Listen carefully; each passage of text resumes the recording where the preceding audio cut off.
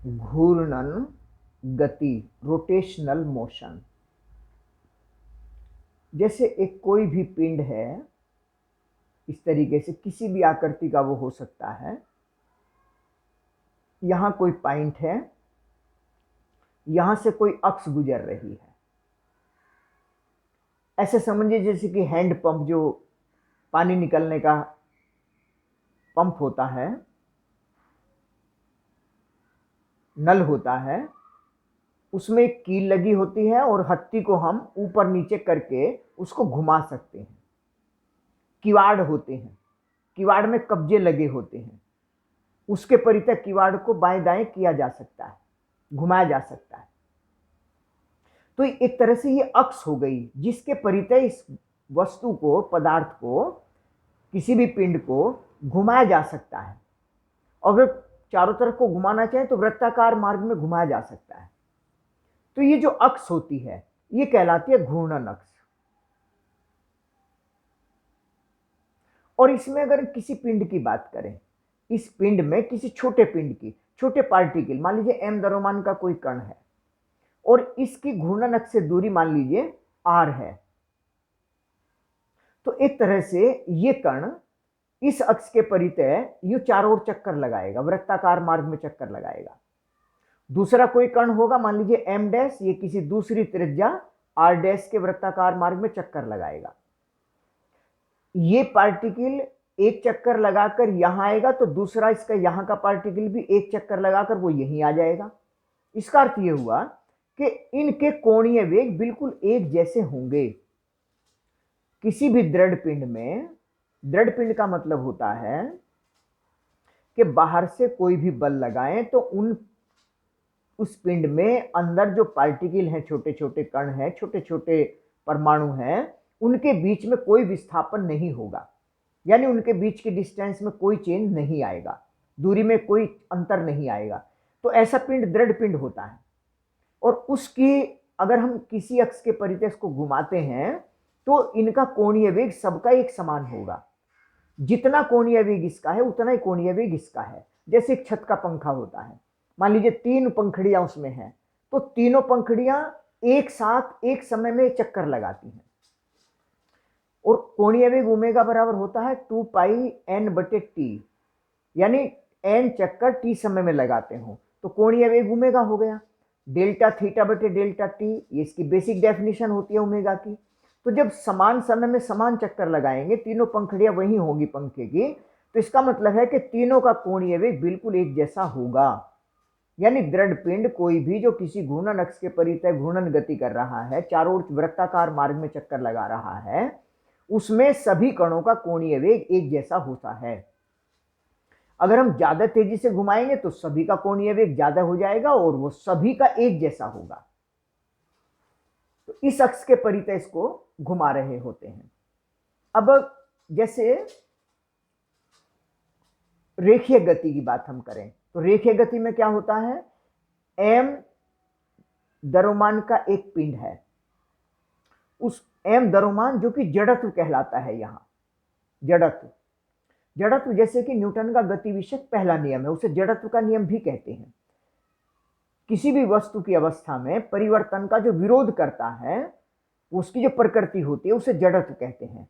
और आमतौर पर जड़त्व के लिए द्रव्यमान ही जिम्मेदार होता है, यानी द्रव्यमान को जड़त्व कहा जा सकता है। यहां एम द्रव्यमान का कोई कण है और घूर्णन अक्ष से अगर आर दूरी के, आर त्रिज्या के वृत्ताकार मार्ग में ऐसे चक्कर लगा रहा है तो इसका जड़त्व आघूर्ण होता है। जड़त्व आघूर्ण, क्योंकि ये द्रव्यमान किसी अक्ष के परितः घूर्णन गति कर रहा है, तो जड़त्व आघूर्ण, इसे मोमेंट ऑफ इनर्शिया आई कहते हैं। I sigma m r square होता है, यानी m r square, sigma, sigma ये जोड़ का चिन्ह है। जैसे दो पार्टिकल हो मान लीजिए, तो m r square plus m dash r dash square, ये सिग्मा एम आर स्क्वायर हो जाएगा।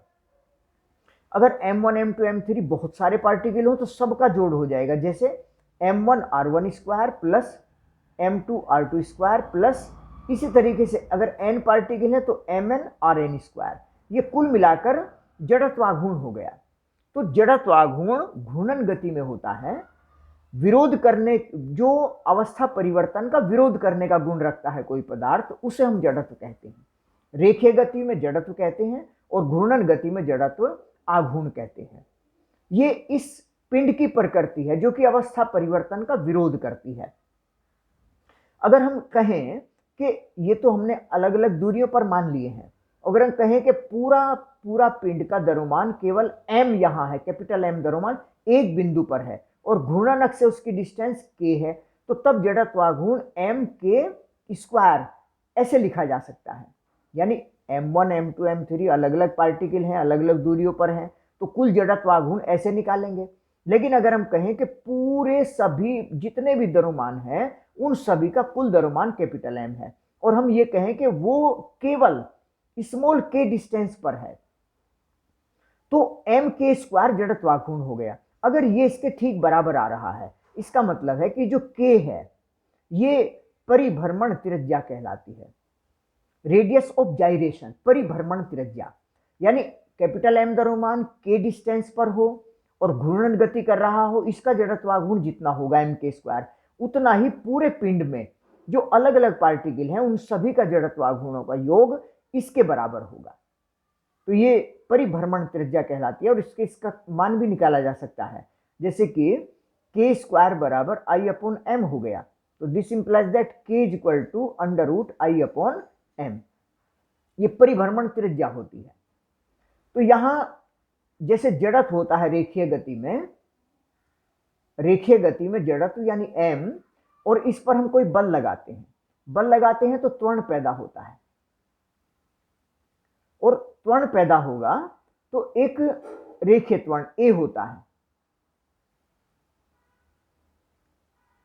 रेखीय त्वरण A उत्पन्न हुआ जिससे इसका वेग लगातार बढ़ता चला गया और t समय में इसका वेग बढ़कर v हो गया। और यहां गति के हमने 3 समीकरण पढ़े थे, उसी तरीके से घूर्णन गति में 3 समीकरण होते हैं। जैसे रेखीय गति में बल लगाने से त्वरण उत्पन्न होता है, त्वरण A बराबर रेखीय त्वरण dv बाई dt होता है। ऐसे ही कोणीय त्वरण घूर्णन गति में अल्फा से डिनोट करते हैं, d ओमेगा बाई dt होता है, कोणीय वेग परिवर्तन की दर। ये रेखीय वेग परिवर्तन की दर है और ये कोणीय वेग परिवर्तन की दर है।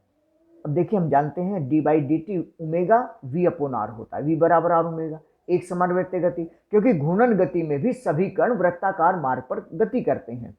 तो v अपॉन r बाहर आ गया, क्योंकि समय के साथ साथ त्रिज्या नहीं बदलती है, दूरी नहीं बदलती है, किसी कण की घूर्णन अक्ष से दूरी नहीं बदलती है, इसलिए dv बाई dt, और dv बाई dt a होता है रेखीय त्वरण, तो अल्फा बराबर a अपॉन r हो गया, या यूं कहिए कि a बराबर r इंटू अल्फा। अगर वेक्टर की दृष्टि से लिखें तो a वेक्टर बराबर alpha vector into cross r vector, ये सदिश गुणा हो गई। ये बिल्कुल उसी तरीके से है जैसे कि v बराबर ओमेगा क्रॉस r होता है, dv by dt, d by dt यहां करेंगे तो d ओमेगा बाई dt मतलब अल्फा, तो अल्फा क्रॉस r। इसे अगर निकालकर अलग अलग देख लोगे तो स्पष्ट हमेशा याद रहेगा ये। तो dv by dt, d by dt करेंगे तो ये a होगा और ये अल्फा होगा, तो a बराबर alpha cross r, alpha cross r, तो omega cross r, alpha cross r, तो ओमेगा क्रॉस r ये v होता है और अल्फा क्रॉस r ये हो जाएगा। तो ओमेगा क्रॉस r की तरह अल्फा क्रॉस r, ये v है और ये a है, रेखीय त्वरण है।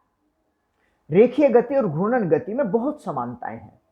जिसे रेखीय गति में रेखीय विस्थापन s होता है, कोणीय गति में कोणीय विस्थापन थीटा होता है, रेखीय त्वरण होता है यहां, और रेखीय त्वरण मतलब dv बाई dt यानी ds by dt d2s upon dt2, एक तरह से ds बाई dt वेग हो गया, डबल डिफरेंशिएशन करेंगे तो d2s बाई dt और ये dv बाई dt हो जाएगा, ये त्वरण हो गया। ऐसे कोणीय त्वरण alpha d2 theta upon dt2 a upon r होता है। जैसे संवेग होता है, न्यूटन का गति विषयक दूसरा नियम भी है, बल रेखीय संवेग परिवर्तन की दर के बराबर होता है, dp by dt equal to f या m इंटू a। ऐसे यहां बल आघूर्ण, बल आघूर्ण का मतलब वो बल जो किसी पिंड को उसकी किसी अक्ष के परितः घुमाने का प्रयास करता हो या घुमाता हो, और बलाघूर्ण का मान बल गुणा बल की क्रिया रेखा पर घूर्णन अक्ष से लंबित दूरी वो होता है, और ये सदिश राशि है। तो यहां पर टॉय बलाघूर्ण जैसे dp बाई dt है, ये रेखीय संवेग परिवर्तन की दर है। ये dj बाई dt होता है, कोणीय संवेग परिवर्तन की दर। कोणीय संवेग रेखीय संवेग का आघूर्ण होता है, I इंटू अल्फा के बराबर होगा। अभी निकालेंगे हम डिटेल में थोड़ा सा। ऐसे कोणीय संवेग J बराबर I इंटू ओमेगा, जैसे रेखीय संवेग P बराबर M इंटू ए होता है। M जड़त्व है, V रेखीय वेग है, I जड़त्वाघूर्ण है, ओमेगा कोणीय वेग है। तो रेखीय संवेग, कोणीय संवेग, रेखीय संवेग के आघूर्ण को कोणीय संवेग कहते हैं। रेखीय संवेग एक तरह से J बराबर P इंटू आर होगा, P इंटू आर।